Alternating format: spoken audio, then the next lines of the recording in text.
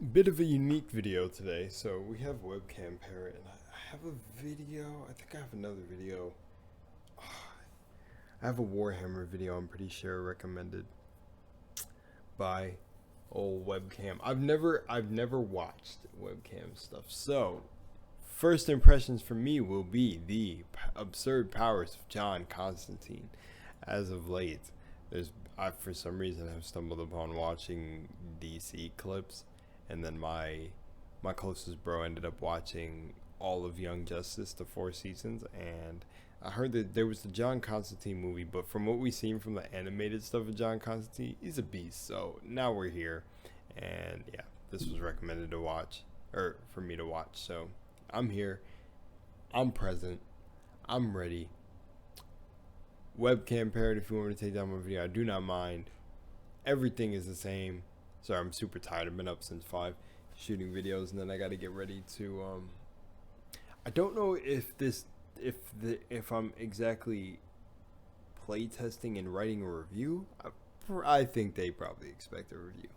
So, got a lot. But I'm doing fine. I hope you're doing great. Welcome back, ladies and gentlemen. Sending out a lot of love. Let's kick this stuff off. Let's go. And yeah, I don't know. Keep on this journey with me. Let's go. And if you want to be a liking, hit that button. Accept the bite. This is what I'm turning into. Anyways, let's see the absurd powers of John Constantine before I fall out of my chair from just being tired. Hey y'all, today I would like to talk about one of my favorite DC characters, the laughing magician Constantine. I'm going to go over Constantine's powers in this video, and I say it that way because it seems weird to try and talk about how strong Constantine is. He very rarely works that way. You'll have to buckle in for the long ride on this one. There's a lot to say about the Hellblazer. I'll be covering both classic and modern New 52 Constantine. Okay. But they should be more or less the same character due to the events of Convergence, where most characters were combined with their other iterations anyway. Oh, obviously, there was a Convergence? Oh, that's pretty cool. I don't know if this is the same thing because I'm not really into DC like that. I guess you can kind of say I am because of what I've been paying attention to and kind of watching little bits and pieces of DC. Damn, I have, it's weird though. I have been involved technically in DC my entire life, but like in weird ways, like, playing DC Universe Online, seeing certain DC movies here and there.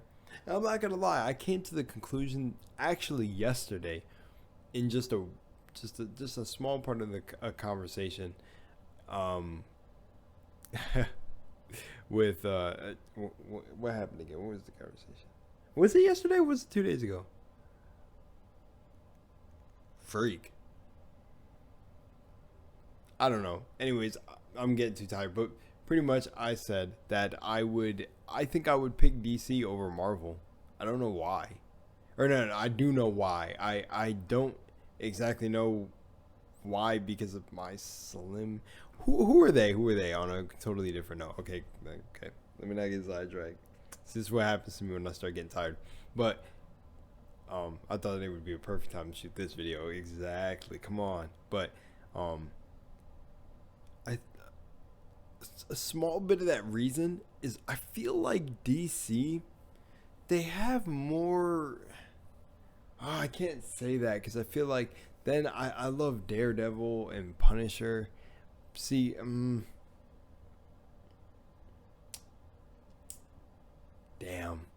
Can I just like make them honorable DC? Nah. Okay. Nah. Never mind. That would be a disgrace on what's his name? This is Stanley. I can't remember. I think it's Stanley. But all right. Let's continue. That was just side thing. But the Convergence, the reason I wanted to pause here is that's a cool way to like combine all the characters, or combine them with their old versions. That's so sick. It's like, yeah. I won't be able to go over sick. everything. There's probably even more to go over for Constantine than there is for Superman, but we'll try and get there. I'll start off with what is hopefully the obvious. Constantine is a relatively normal human when it comes to his actual body. Well, he's got a bit of demon's blood in him, but who hasn't these days? He's often out...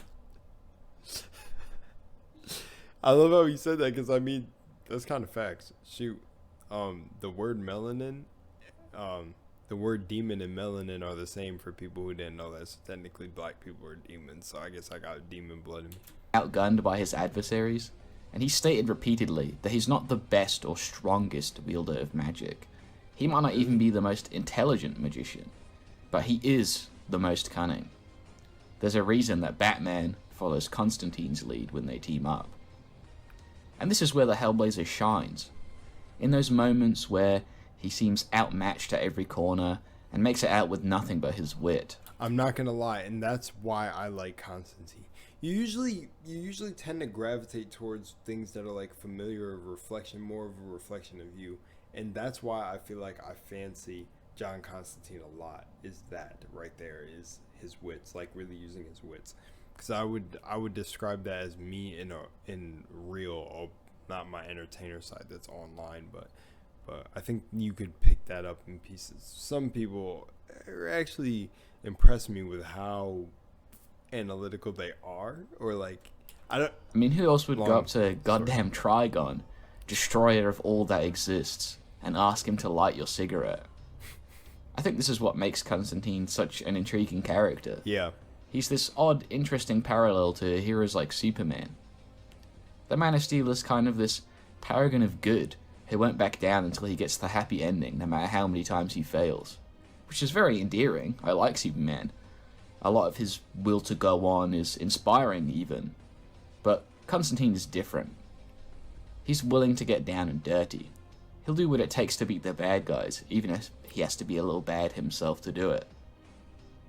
His own immorality and corruption is often a joke throughout his appearances.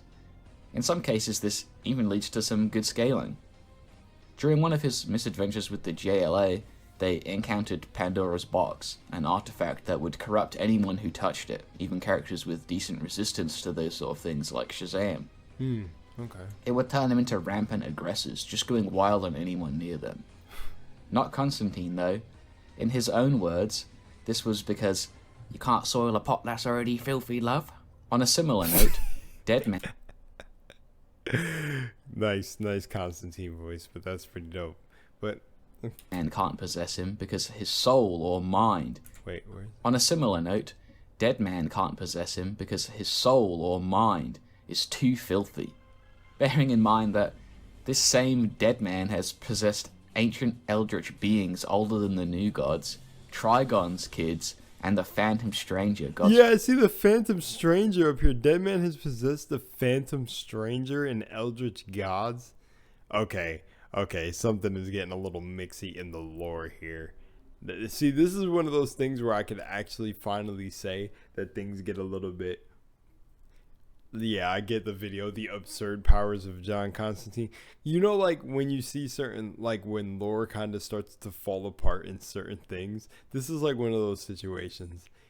So Dead Man can damn near went inside Eldritch Gods,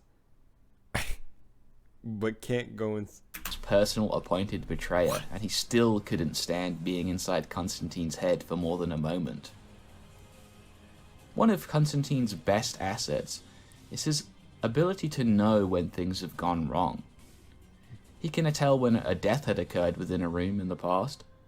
He sensed the creation of the strange abomination made by Nagol, and he was able to detect magical disturbances from the other side of creation instinctively. Things like that. So this doesn't seem like much, but information really is power to someone like Constantine. Yeah. And often, just knowing the situation is enough for him to succeed against the worst odds. Yeah. When prep is your strong suit, a little forewarning is a powerful asset. These powers, and his successes in general, might have something to do with Constantine's signature ability, the synchronicity wave. This essentially gives him good luck. He tends to be in the right place at the right time. Get the hell out of here. Are you serious? That's what it's called? Yo, I'm starting to notice. I'm starting to realize. I'm really starting to notice it in everything. Literally, the conscious work that I'm into, or more known as what people will know. Well, there's not a divide. It's all the same work, but it can get kind of mixy and hard to explain certain works. But spiritual work that I'm into, that's literally like the that's crazy. And misfortune that would befall him tends to befall others in his place. It seems like Constantine does this passively as well. He essentially rides the wave of fate. Yeah. This force is so potent that Lucifer Morningstar considers it relevant. Even distance and time themselves are said to sit up and beg for someone riding the synchronicity highway. Wow. Some other assorted hacks of his include instinctively phasing attacks into a pocket dimension so that they can never touch him, like he did against Frankenstein. In this same scan, he incapacitates Frankenstein with a single word, claiming that it could bore into the pits of your soul. Bear in mind that Frankenstein has tangled with foes like Nebula Man before, who is a living universe. He also directly resisted... What the fuck is this lore? I love this. It's getting even crazier. What the hell? The effects of the time gremlins created by Pralaya that were able to erase all of creation. Like, he literally swallowed them. And was even able to survive against Dr. Destiny, who in some iterations is portrayed as being relative to Dream of the Endless. Although I'm unsure of the canonity of this particular event, because the Dr. Destiny that scales to Dream of the Endless might be a different iteration. Regardless, Constantine has held the Dreamstone in his bare hands before without being injured, despite how powerful it is, and despite the fact that it's harmed Dream of the Endless himself before. The Hellblazer's power null is top notch. Bruh, Constantine has like, what is it, demon blood? Demon blood, that's it. That's all Constantine has, bruh. Normal human. I love that that DC broke him this much though. Like, what in Frankenstein and everything was he? I'm loving it so far. He's been able to easily incapacitate Swamp Thing completely by cutting him off from the green. Against a magical being that was far more powerful than himself, he was able to null them by putting their magic power itself somewhere else for a moment. It doesn't just stop at power null though. He can straight up take your magic for his own, like he did against the Golden Boy, his twin from another reality. And he has seals that can lock up some of the most powerful characters in DC. He's created seals to temporarily trap Zoriel, an angel strong enough to completely erase the Phantom Stranger in one shot, a being who himself is a threat to completely erase. He's created seals to temporarily trap Zoriel, an angel strong enough to completely erase the Phantom Stranger in one shot, a being who himself is a threat to all of creation. On another occasion, Constantine forcefully summoned the Phantom Stranger against his will, proceeded to blackmail him with one of his silver coins, and then just as casually banished him again. Also, this is a fucking awesome video to end on for today's shooting. What the hell? Thank you for recommending this. Against his will. In a conversation with the Presence, God warned him that the Phantom Stranger might turn on him, with Constantine responding that he would have no problem dealing with him.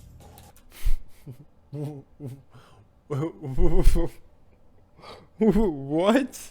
Wait a minute. Okay, first of all, I thought the Phantom Stranger was a cool character too. I thought the Phantom Stranger is only like a being of balance, like you keep the balance, so you can't well, I guess unless turning on someone would be a necessity to keep balance. Nah, I don't know. The Phantom Stranger is just one member of the Trinity of Sin, the other two being the Question and Pandora, but Constantine has been shown to scale above the entire Trinity on a few occasions. As mentioned before, Pandora's box couldn't affect him, and on another occasion, over the course of 12 hours, he was able to capture and contain all three of them by himself, even after creating 7 seals that supposedly even God himself wouldn't have been able to get past.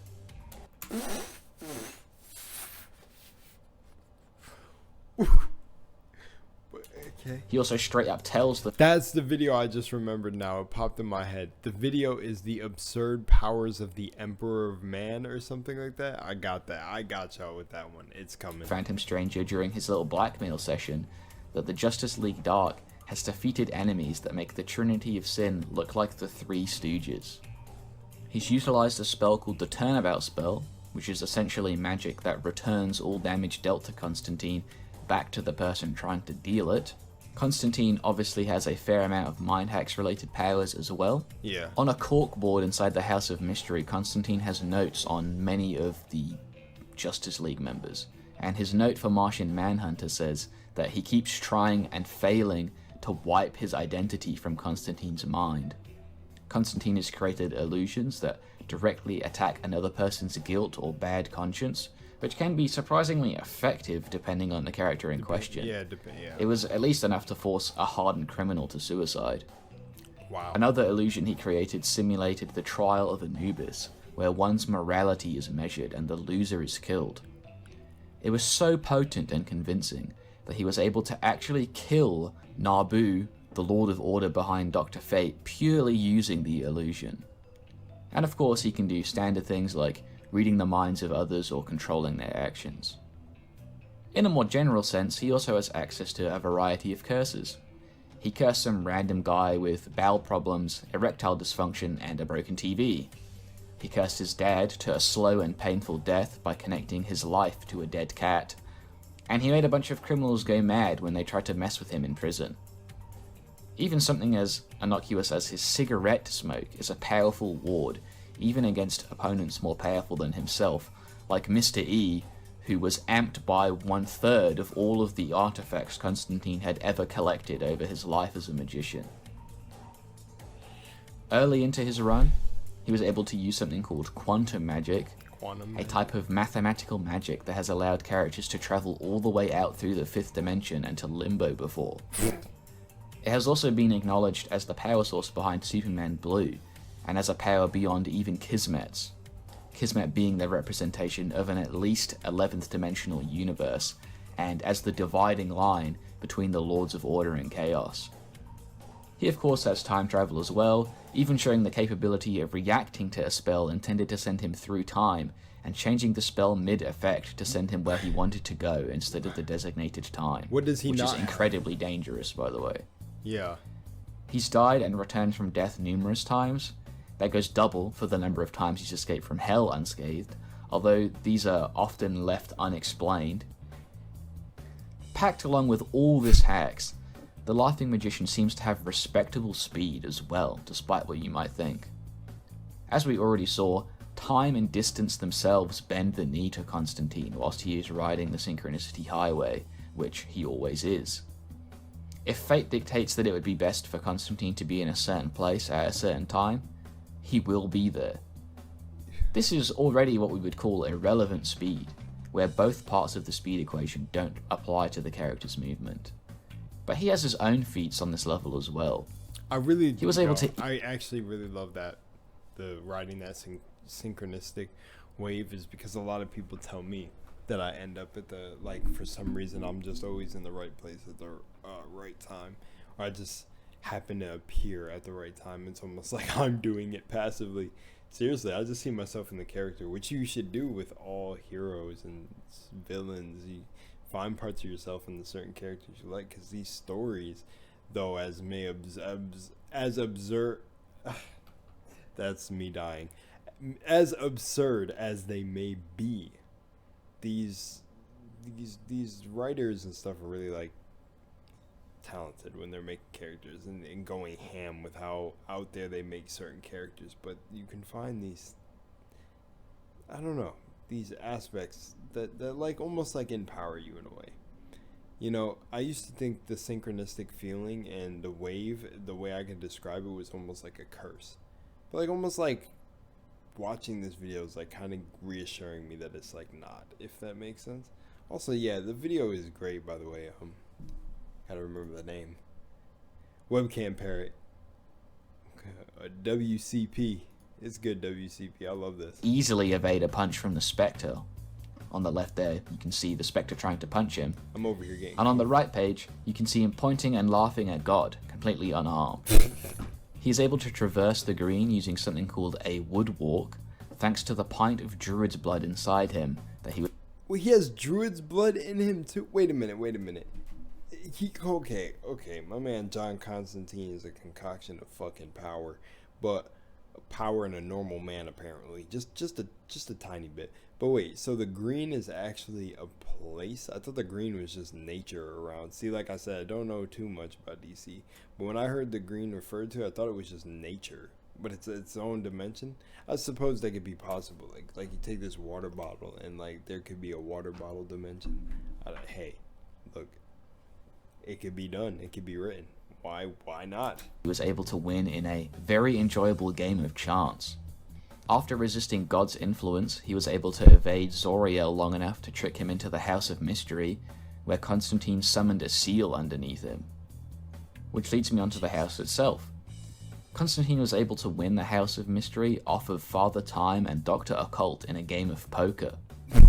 The house exists outside of time and space, and can be summoned by Constantine at any time. It has inbuilt traps and defenses within it, some natural to the house and others set up by Constantine. Notably, this... So then that's like, that's actually... So is that God right there? That kind of looks like the Phantom Stranger? Interesting. There's so many gods in all these universes. Hard to keep track, but that actually reminds me, this little house that exists outside like time, or...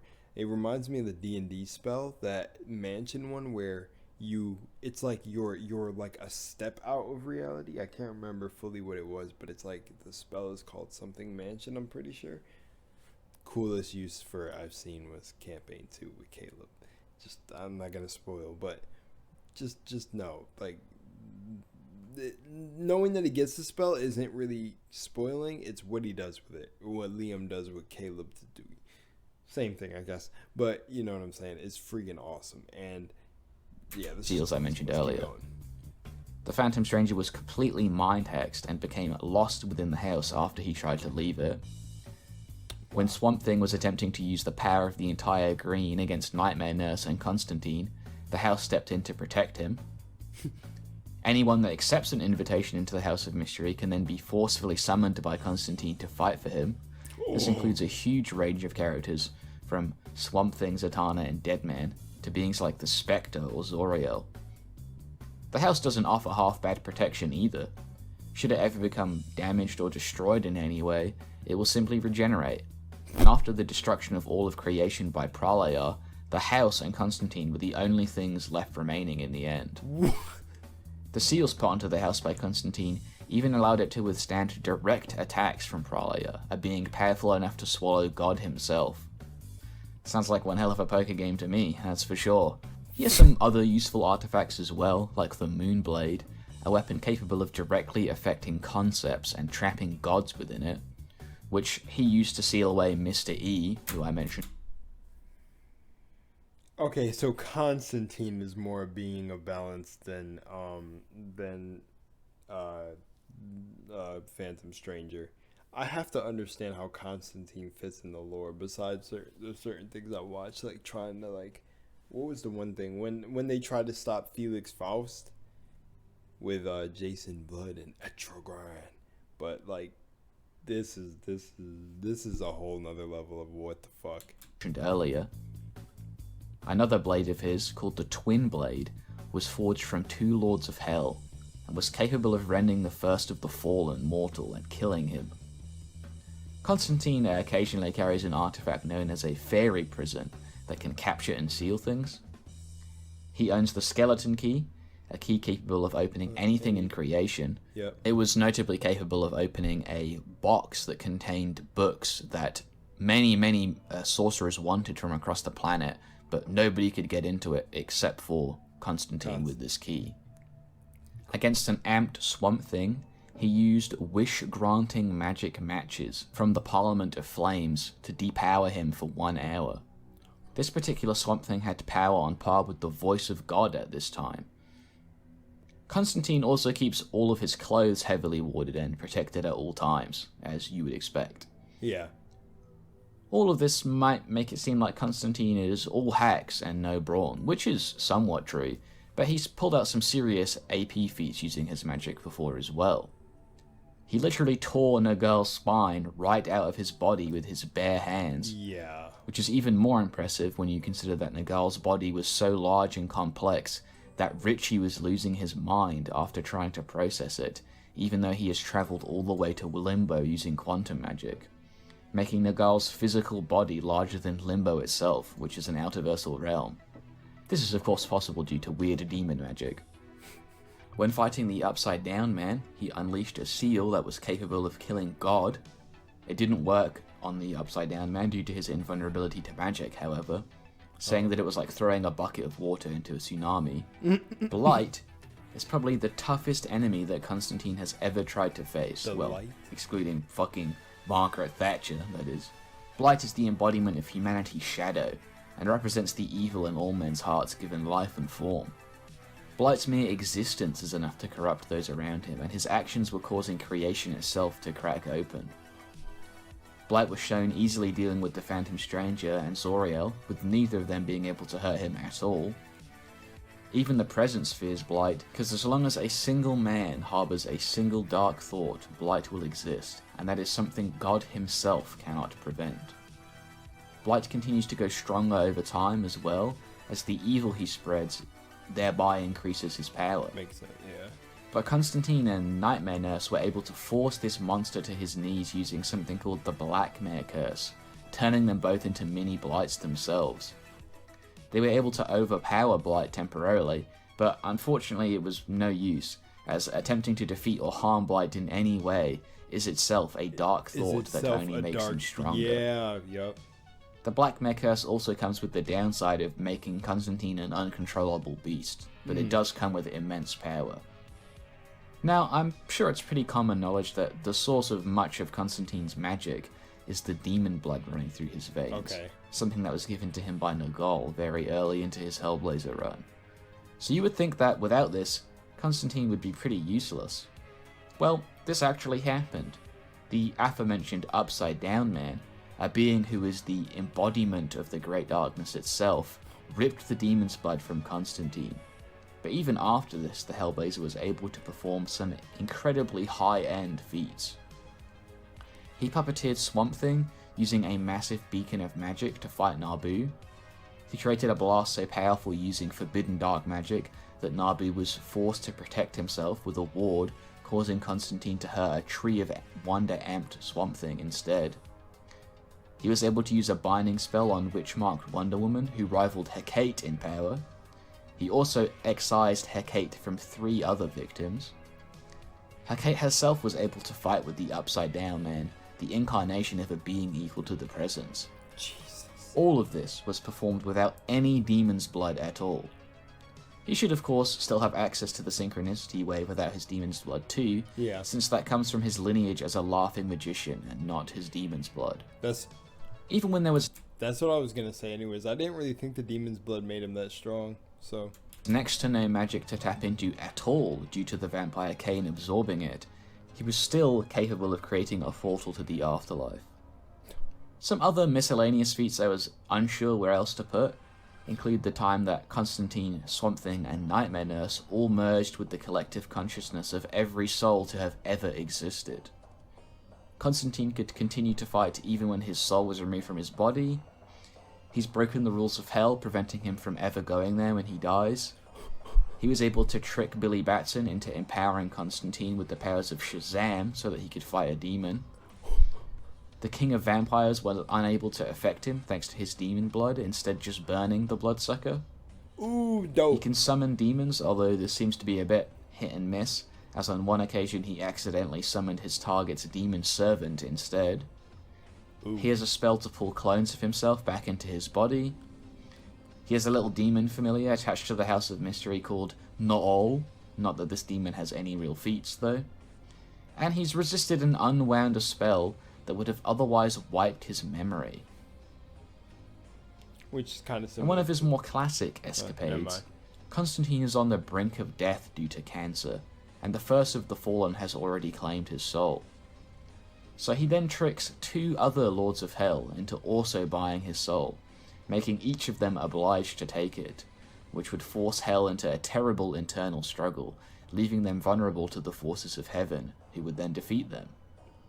What this basically meant is that these Lords of Hell were forced to keep Constantine alive so he would never die and they would never be obligated to collect his soul. Oh. And as such, they had to cure his lung cancer.